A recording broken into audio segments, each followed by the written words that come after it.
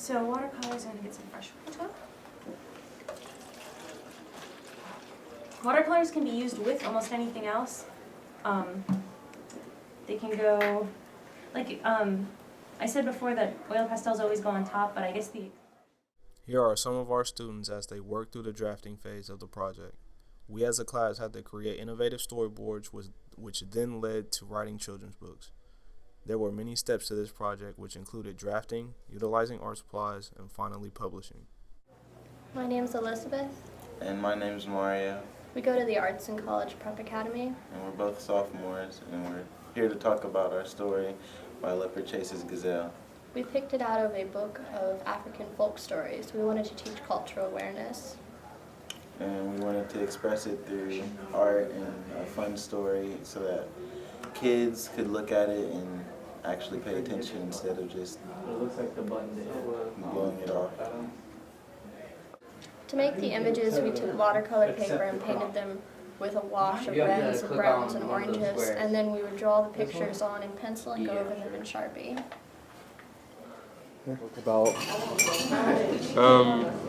My book was sort of parodying middle school experience without belittling it, and it was basically a attempt to dispel the beliefs of the cliques and how people are and how they really are. I guess it's supposed to be a really ironic book because there's reality and then there's how things appear to be, and that's what the book was making fun of. it's hard to get a really pure black when your water's dirty also, because you can't get it out of your brush. So watercolors, I assume everybody's used. Well, if you can't read, you can't really do anything else, because to learn anything else, you have to be able to read. Hello, I'm Mallory White. My book is about a character named Birdman Jim Thomas from Ohio. The idea I had for the book was to first be able to make kids from Ohio feel like they can relate by making Jim Thomas from Ohio. It's more or less like an alternate universe, because you got cupcakes and bird people and iPods walking around. For example, there's one of the pictures I'm working on. You have a flower people and cameras walking around in the sun shining. It has a face, obviously. You don't see that in Ohio, but in an alternate universe in Ohio, you see that. The message, though, that I'm trying to send to the younger people with my book is, it's okay to look different and be different. There's nothing wrong with that. This project took the class a total of 10 weeks to complete. Students chose their topics by choosing what mattered most to them when they were younger. The project started off bland and colorless, but eventually became fun, entertaining, and very fulfilling. The students gave it color and life with their creativity and spirit. When I was painting in the cafeteria, Gigi approached me and asked me if there was a large-scale project I'd be interested in doing with the students at ACPA, and I said, of course, but I don't know what it is. So I went home and thought about it, and children's books are something that I'm really excited about, passionate about, so I came up with an idea of having high school students write children's books so they could sort of communicate the message of what it's like, from a different point of view to young children. And the Learn and Surf class was a perfect group of students to carry out that project.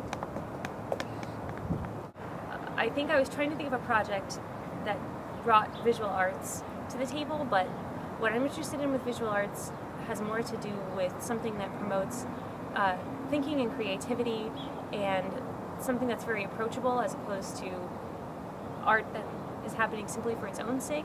I guess art with a societal purpose is more interesting to me than, just teaching everybody how to paint a really good still life. Did you have anything to add? Really like art. Yay, art!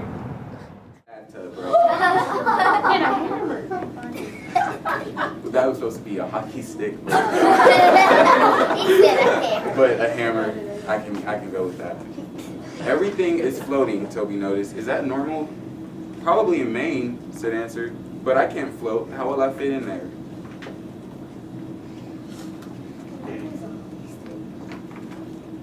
A part. Like a part? So we're gonna have some dots on the side.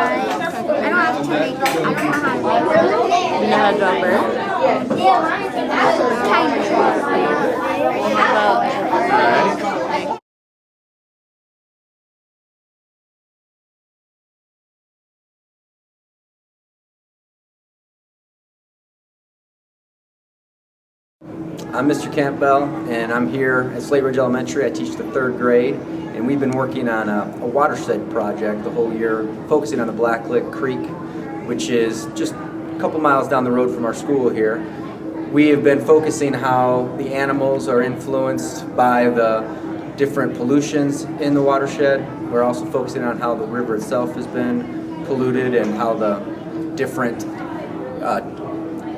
technologies and industries and community members affect the river. Today we're working on a book project together with high school students, and we're actually bringing all that information together, combining it with their class, and creating a book, a children's book, about what we've learned throughout the year. What are you going to tell me? Blacklick Creek flows into the Ohio River, which flows into the Mississippi River, which flows into the Gulf of Mexico. That's what I was just Wow, that's really good. That's the best one I've heard yet. You have anything you want to add to that? The name Blacklick came from Native Americans when deer licked on black rocks. Ooh.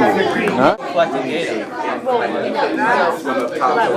That shows the data itself. How would you collect it? Our setup was actually, it was pretty easy because one kid came in and he was just like, yeah, I think we should do this. The other kid was like, balling, I know how to draw, so I'll do it.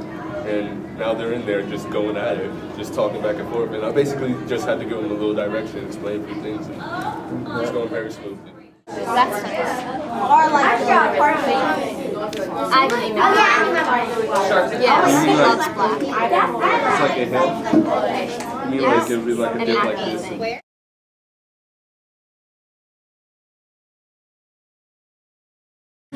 I'm not trying to say that everybody wants to go. I fell in love at the seaside.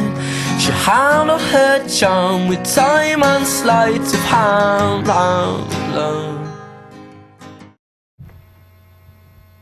These children's stories were a Learn and Serve project of the students of the Arts and College Preparatory Academy. Learn and Serve is in its first year. It is a form of service learning which essentially gives students an opportunity to go out into a community and use the skills learned at school to help that community. Do you want to go to the seaside? I'm not trying to say that everybody wants to go. I fell in love at the seaside.